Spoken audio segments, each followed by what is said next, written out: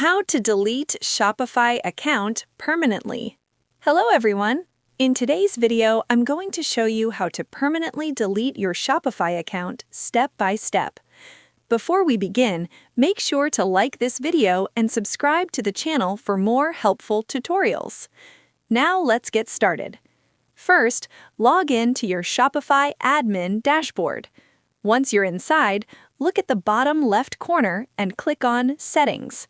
From the Settings menu, click on Plan. Now, scroll down and you'll see an option that says Deactivate Store. Click on it. Shopify will now ask you to select a reason for closing your store. You can choose any option that fits your situation or simply select Other. After that, you'll need to enter your password to confirm the action. Now click on Deactivate Now, and that's it.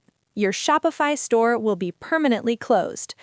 Keep in mind, if you're on a paid plan, make sure to cancel any active subscriptions or apps before deactivating your store to avoid future charges. Also, once your store is deleted, you won't be able to access your data again, so make sure to download anything important beforehand.